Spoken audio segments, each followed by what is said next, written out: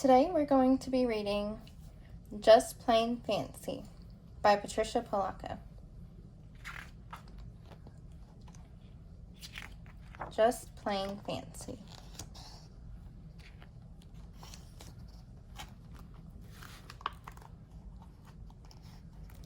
Caleb and his two daughters hurried along Lancaster County Road in their buggy.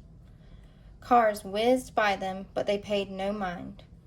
Clop, clop, clop went the horses' hoofs on the pavement. "Papa," Naomi asked, "why don't we have a car like the English?" "It is not our way, child. We are in no hurry," he said as he drew up the reins and slowly directed the horse into the farmyard.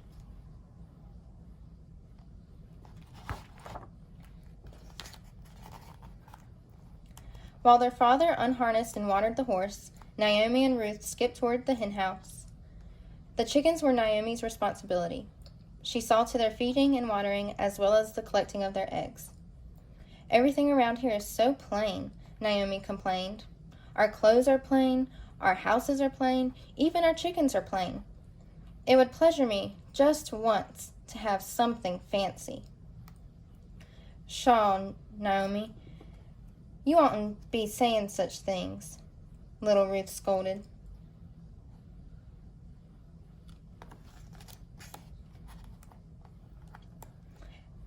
As Naomi and Ruth searched the field for eggs laid outside the hen house, they spotted a very unusual one nestled in the tall grass down the drive and behind the hen house, next to the road. "This egg looks different from any I have ever seen," Naomi said quietly. "It's still warm. Let's put it in Henny's nest. This one needs to be hatched." She gently picked up the egg and eased it into her basket. Although it was a little bigger than Henny's other eggs and a little darker in color, Naomi gently tucked the egg into the nest while Henny and Ruth looked on. "You're so good with chickens," Ruth chirped. "I just know you're going to get your white cap this year. Mama says you're ready." Naomi was proud of her chickens and the way she raised them. The elders were coming for a working bee or frolic in the coming summer, and Naomi wondered whether her parents might present her with the white cap on that day. Her thoughts were interrupted by Ruth's voice.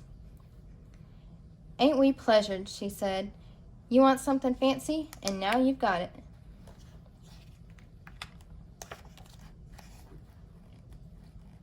As the days passed, Naomi and Ruth checked Henny's nest constantly.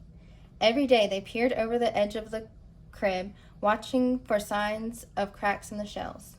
Then, one day, the eggs hatched. "Look at the little chick from the fancy egg, Naomi," Ruth squealed. "That egg was fancy inside and out, wasn't it?" said Naomi. "Fancy. That's just what we'll name this chick." "Fancy, fancy, fancy, fancy," Ruth sang out as she jumped about. Naomi smiled and clapped her hands. All that afternoon, the girls stayed with Henny, watching and studying their special little chick.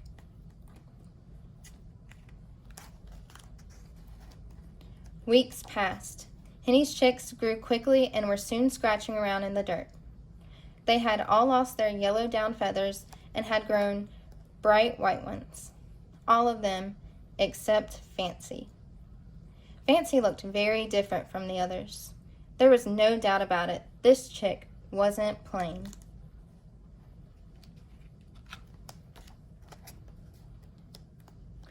One afternoon in the wash house, Naomi and Ruth overheard Aunt Sarai talking to Cousin Hannah about a person in the neighboring Amish community. "She dressed too fancy," Sarai said. "She had to be shunned." "Is it wrong to be fancy?" Naomi asked. "Indeed, yes," snapped Hannah. "We are plain folk. It is in our laws, the Ordnung, that we must be plain." "What does shun mean?" Ruth asked haltingly. "Someone who is shunned is shamed in front of the elders. After that, friends and neighbors are instructed not to speak to that person. They are no longer one of us," Sarai answered with authority.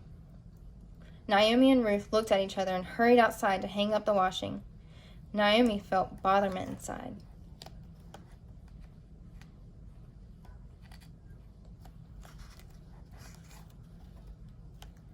As soon as they were finished, the girls ran to the hen house. "What are we going to do?" Ruth asked. "Fancy is too fancy to be Amish." Then Fancy ruffled up his feathers and did something that took their breath clean away.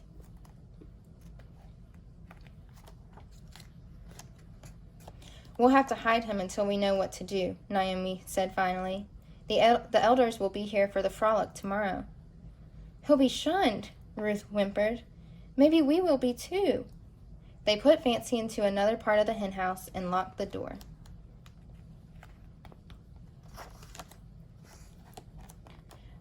The next morning, the neighboring Amish folk arrived for the frolic. The men and boys helped add a stable onto the Vleck's barn. They worked hard in the sun while the womenfolk cooked and gossiped. Naomi and Ruth helped serve the food, pour lemonade, and thread needles for the women who were quilting. This should have been a happy day for them, but the girls were not pleasured because they were sad with worry about Fancy.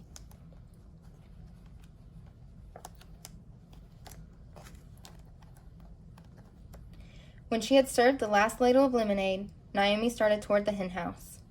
Just then she noticed the open door, but before she could get there to shut it, Fancy darted out and ran toward the gathering, flapping his wings.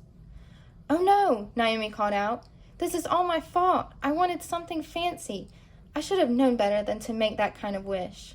Tears ran down Ruth's cheeks when she saw what had happened. "Poor Fancy," she cried. "Now he'll be shunned."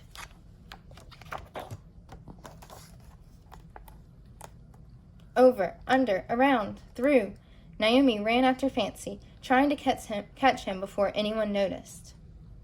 And that's about the time that Fancy decided to head straight for the elders. He flew at Martha, the oldest member of the gathering.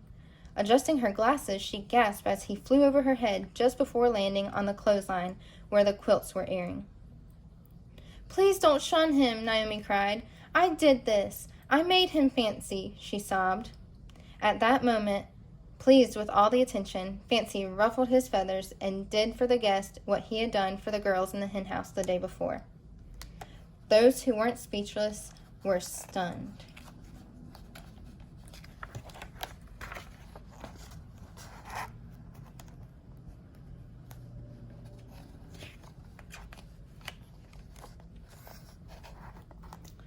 "Dry your tears, child."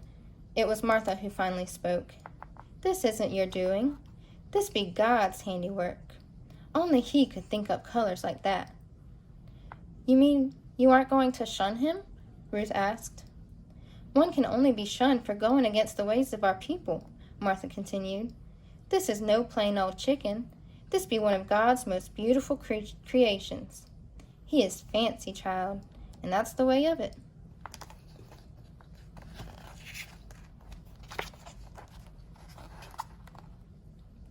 All who were gathered there rejoiced in Fancy's beauty.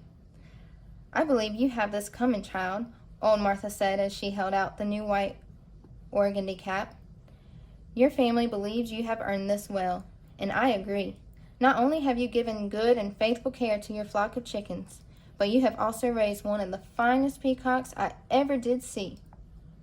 Standing proudly amidst the gathering, Naomi held Fancy in her arms. She had learned many things that day.